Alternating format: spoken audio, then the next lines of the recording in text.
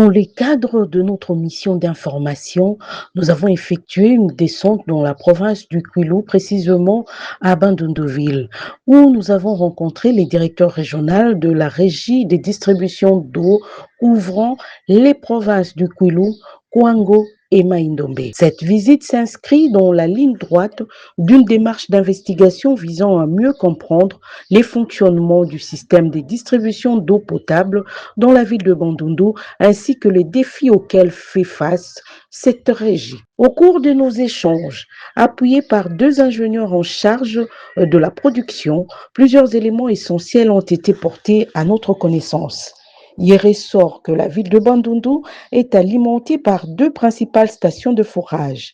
La première assure environ 20% de la desserte en eau potable, tandis que la seconde, située au port de Sable, couvre près de 80% des besoins de la population. Contrairement à l'ancien système basé sur les captages des eaux des rivières, la régie privilégie désormais l'exploitation des eaux souterraines à travers de forages profonds, atteignant plus de 11 couches de terre. Cette option présente un avantage considérable en termes de réduction de coûts liés au traitement de l'eau, celle-ci étant naturellement plus propre et nécessitant moins de produits chimiques. Cependant, malgré ces avancées, plusieurs difficultés subsistent. Les responsables ont notamment déploré les vieillissements de machines utilisées pour le forage ainsi que l'obsolescence du réseau des tuyauteries, conçu à une époque où la densité démographique était plus faible. Les tuyaux actuels ne répondent plus aux exigences d'une population en constante croissance. Des efforts de renouvellement sont en cours, bien que ceux-ci s'effacent progressivement. Par ailleurs, la régie des distributions d'eau a déjà installé plus de 80% de compteurs dans la ville, ce qui constitue une avancée significative dans la gestion et la régulation de la distribution d'eau. Face aux contraintes techniques, une politique des dessertes par rotation a été mise en place permettant d'alimenter les quartiers périphériques selon les plages horaires bien définies. Cette stratégie vise à assurer une distribution équitable malgré les limitations existantes. Au-delà des aspects techniques, l'équipe de Bokundoli TV a également relevé les éléments positifs sur le plan organisationnel. En effet, il a été constaté avec satisfaction que dès 7h30 du matin, l'ensemble du personnel est déjà présent à son poste de travail. Cette ponctualité et cet engagement témoignent du sérieux et du professionnalisme des agents œuvrant au sein de cette régie. Nous avons également apprécié l'esprit d'ouverture et la disponibilité des équipes techniques qui n'ont ménagé aucun effort pour nous fournir des explications claires et détaillées sur le fonctionnement du système ainsi que sur les défis rencontrés. Notre équipe a salué les efforts fournis pour maintenir une certaine stabilité dans l'approvisionnement en eau potable dans la ville de Bandundu en dépit de nombreux défis structurels. Les responsables rencontrés ont également exprimé leur satisfaction quant aux améliorations enregistrées après le passage du chef de l'État qui a permis de renforcer certains moyens d'intervention. À cet effet, ils ont adressé leurs sincères remerciements au président de la République ainsi qu'aux autorités de tutelle, notamment le président du conseil d'administration et la direction générale de la régie des eaux de la République démocratique du Congo. Enfin, des remerciements particuliers ont été adressés au directeur provincial pour son engagement et son accompagnement dans la mise en œuvre des actions sur les terrains. Bandeko Balandi ya Bokundoli TV, kaka mingi tolobete sabino TV eza radio te et lelo yo toza na régie des eaux région Grand Bandundu. Donc toye kaka na mission o bopesa biso ya kosala ba investigation po koyeba besoin to demande ya peuple oyo bazaka besoin bazala servi. Alors lelo yo toujours travailler dans la régie des eaux, na Katia Bandundu, régie des eaux, où il y a moko ya direction régionale, il y a Grand Bandundu. Alors, tokobanda na détail pour toyeba comment le centre d'exploitation na bango ezali réparti na kati ya région où ils ont constitué Kwilu, Kwango, Mai-Ndombe. Donc où ils ont réunir 3 provinces. Yango pour approcher batu ya exploitation toyeba ndenge nini répartition ya ba centre ezali pe ba centre combien où ils ont fonctionné pe ba centre combien où ils ont ba problème et ba centre combien oyo ils ont prise en charge ou ils ont un financement. Après cela, nous avons la descente na réseau, il y a distribution, il y a maille na kati ya ville, il y a bandou. Parce que nous avons rappelé que direction régionale, il y a 3 provinces wana, ils allaient à wana kati ya ville, il y a bandou. Où ils allaient chef de la province, il y a Kwilu. Alors, toujours découvrir ensemble. Merci. Non. Je m'appelle Gabriel Moukinji-Moussa, directeur régional de la régie des eaux Bandundu, Grand Bandundu. Pourquoi je dis directeur régional? Tozako Kamba, 3 provinces. Mai-Ndombe, Kwilu, na Kwango. Le siège n'habite pas à Bandundu. En gros, c'est la présentation que je peux donner. Tozana, 3 provinces, donc Mai-Ndombe, Kwilu na Kwango. Effectivement, nous sommes dans la Macambon, toujours nous appelons pour une personne médecine dans la conseillère des eaux. Nous avons se placer côté d'habitation dans la province à Monene, il y a Bandundu. Nous avons David Chilumba, il y a DG, il y a régie des eaux, P. Molandinaye, Mwaka Indele, Yambosco. Oui, la province à Bandundu. Grand Bandundu, nous avons 14 centres d'exploitation et mon côté, nous avons une réunion sur ça. Nous avons 9 dans Kwilu, 4 dans Mai-Ndombe, 9 dans Kwango. Oui, la Makasi, il y a régie des zones dans le DG na DGA. Ça qui nous pour reprendre l'exploitation de la Nongo et depuis le mois de mai 2025, Maï et Zopimanaï Nongo sans interruption. Le centre de la régie des eaux, bien sûr que le partenaire technique Bazalaka. Mais ils ont un centre de sauté, puisque tous ont un centre secondaire. Les secondaires, comment je peux dire, les secondes, mais non. Ils ont un centre de régie des eaux, mais pour que, puisqu'ils ont un bande de financer en haut, financer, mais ils dépendent totalement de la régie des eaux. Oui, il y a à peu près 8 centres toujours projetés pour créer. Entre autres, quoi, oui, mais la 8, mais c'est risqué qu'ils aient plus que ça, puisque ils en ont 4. Na Kwango, 5. Na Mai-Ndombe, si je mets 5, oui. Et puis ils ont aussi na Kwilu 3. Kwamut, Kutu, Bokoro, Semendo. À moins que nous avons soit des Mai-Ndombe. Non, na Toro. Toro les Mai-Ndombe. Na Kwilu, toza na Vanga, Juma, na Mukedi. Na Kwango, toza na Kahemba, Popo Kabaka. Il n'y avait pas politique au consorce. Au fait, tu as une personne historique Mouké. Bandundu ville, les Agana n'ont pas de problème. N'est-ce pas? Du point de vue production, déficit des alaki, puis les ali kaka. Ce n'est pas qui est long. Les 3 directeurs avant Gaï, nous avons une spécificité. Il y a les besoins qui ont équipement électromécanique. On va moteur Nabiso, tout ça. Il a vraiment tout fait et mis à niveau ces équipements électromécaniques-là. On va équipement les alaki et tout ça bien c'est quoi les autres salles.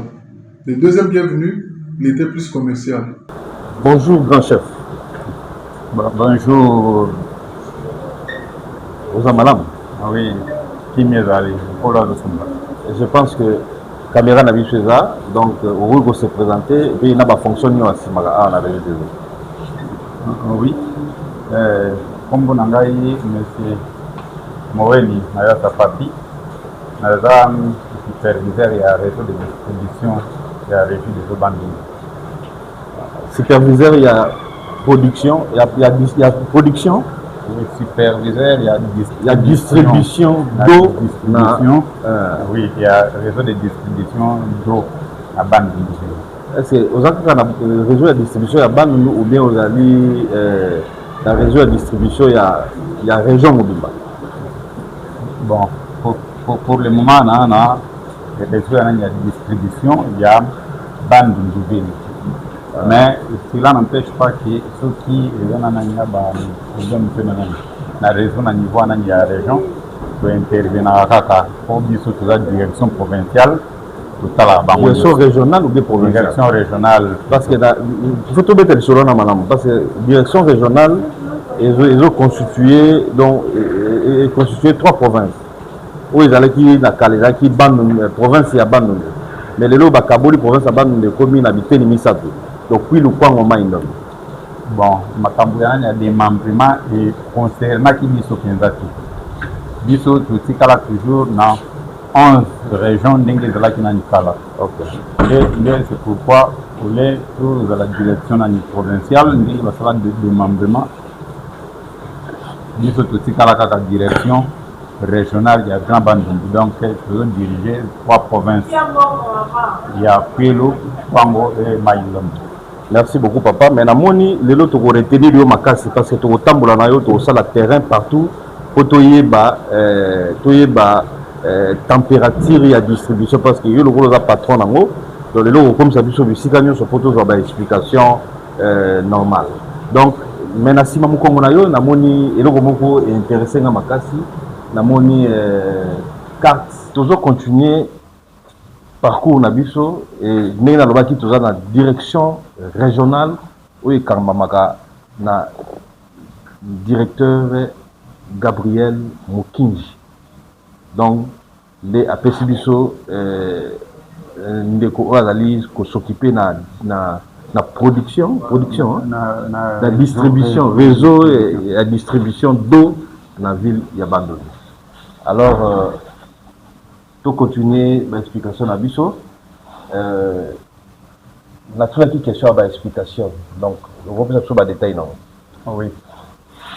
Cartographie ou Bozomonawa. Cartographie ou Bozomonawa est allée région Yabandundu. Donc, on a des membres où ils sont demandés à province. Oyo eza province ya nani ya Kwango, oyo eza ya Kwilu, et puis oyo ya Likolo kuna eza province ya nani ya Mai-Ndombe, makambo nani ya démembrement wana etali biso te. Donc neti omoni na grise awa eza province ya Kwango. Dans la Kwango réside eza kaka na centre moko centre Kenge. OK. Oui. Autre zomona na moi jaune, on a jaune ezali province ya nani ya Kwilu. La province ya Kwilu nous a 8 centres de distribution ya régie des eaux. Ya régie des eaux. Oui. Donc tout ça to koyi botanga yango twana Bakata, tuzali na Bulungu, twana Kikwit, tuzana Masimanimba, tuzana Kenge, tuzana Mangai, tuzana Dibaya Lubwe, tuzana Idiofa et puis tuzana nani na Gungu. Oui. Et là il peut pointer en jaune mais ils en a battu peut-être balongo lango. Bon, ce tomate de colo, au côté Maïndombe. Na Maïndombe, nous avons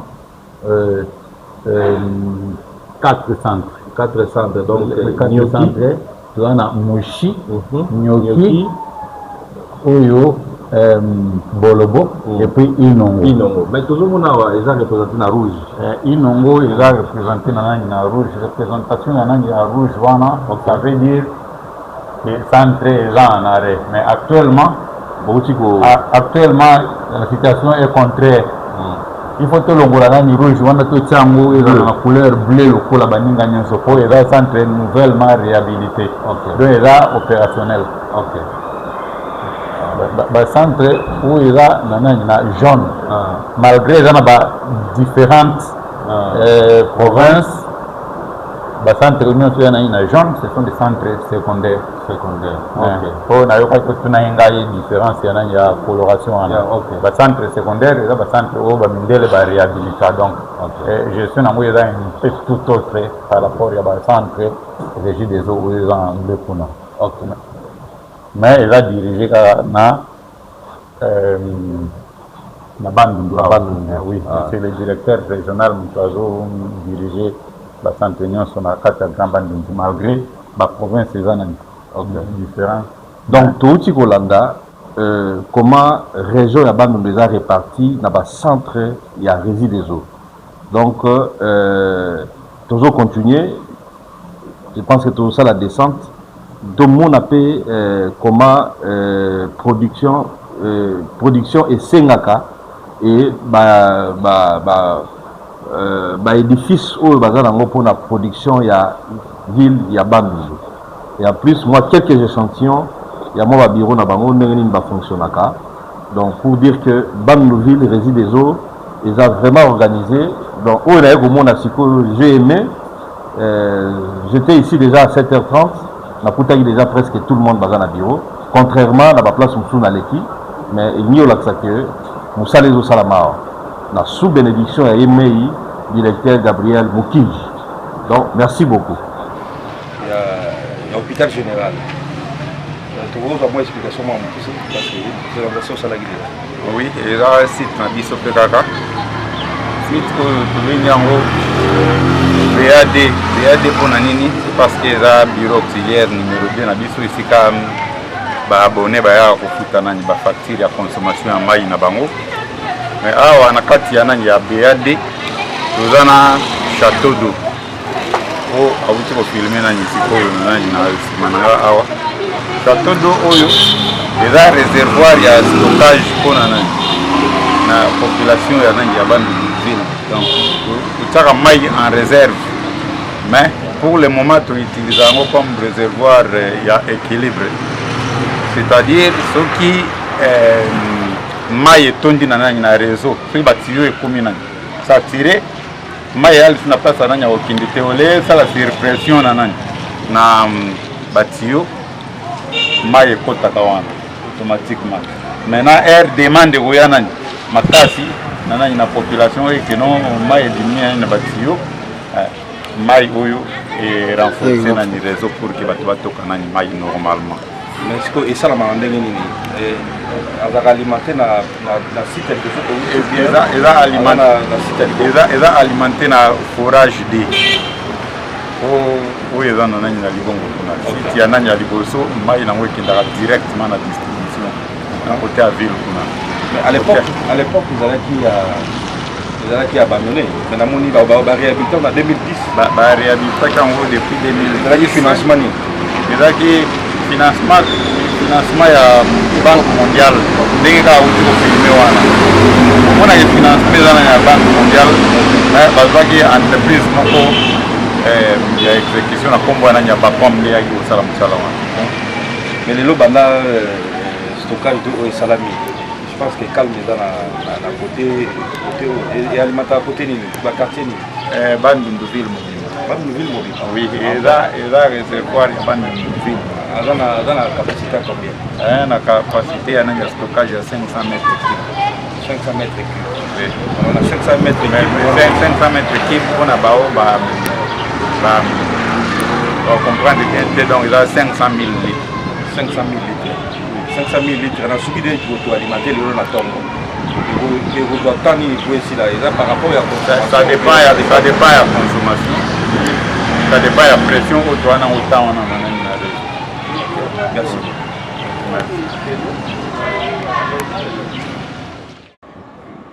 Tout la carrière bilan tokoye na deuxième site. Pour babaki za site ya munene. Hein, baki production ya 80%. Ya moyango doué awa toujours accompagné d'un ingénieur à expliquer biso pour la deuxième site. Voilà, merci papa, c'est comme tu l'as dit au départ. Na ozonga sima mukie pour souligner le moko. De 1974 1991, Régie des eaux a l'air de la nature et la surface. Donc cela veut dire Régie des eaux a l'air la rivière Loani. Quand on a vu port Loani na Bandundu, Régie des eaux a l'air de capter maï. Mais compte tenu de ces circonstances, il y a exploitation. C'est après 1991 que Régie des eaux a décidé à faire le forage. D'où à ça la biso le forage mi balé. Mon président de Uchi Momo est dans la pour le bâtiment administratif. ya mibale eza awa au bord ya rivière Kwilu Kwango. Eza eloko mwa population il faut bayeba. Eza te c'est parce que toza au bord ya rivière nde toza ozwa mai ya rivière. Non, toza na mai ya nature souterraine. Donc forage. Tozwi na se ya mabele Combien de mètres? toza na profondeur ya 200 mètres. La forage 200 mètres ya profondeur. Et à l'exception ya wana, ils appellent la forage artésien. Donc la forage tout cela veut dire aza na pouvoir abimisela biso mai libanda sans que solliciter na terre. Mais eloko eza plus important awa eza nini? Eza ke awa toza na puissance installée koleka kuna. Donc awa capacité installée eza ya 655 mètres cubes les air installé mais fonctionnel toza na moyenne ya 270. Pourquoi? C'est parce que toza kaka na forage mais toza na bâche te oyo permettre biso na collecter mai na biso nyonso to tindika na capacité d'installer. Raison pour laquelle tosalisa ba moteur ou ba pompe en intermittence. Donc tosalina oyo c'est ça. Question sur nous tout na ngana tout na très capital comme tout na kati wana na moni boza na trois moteurs. Alors fonctionnement na ngeza kamini. Fonctionnement na ngeza na ba air tellement calé parce que les trois moteurs au moins ils ont la même capacité que wana moko eza 300 mètres cubes d'air, moko monsieur eza 225 et moko monsieur eza 130. To travaille nango en fonction ya demande. Donc il y a air de pointe, il y a air creuse. Cela veut dire quoi? Air pointe, c'est air où la maille trop. Air creuse, c'est air où il y a la surtout au travail na pompe pendant air où il y a la maille trop de travailler na mini. D'ailleurs tout le monde est comme boutou, air où il y a la demande mouké. La raison est de continuer à garder la raison de stable. De te démarrer par où il y a. Donc il y a ça là qui va travailler en intermittence.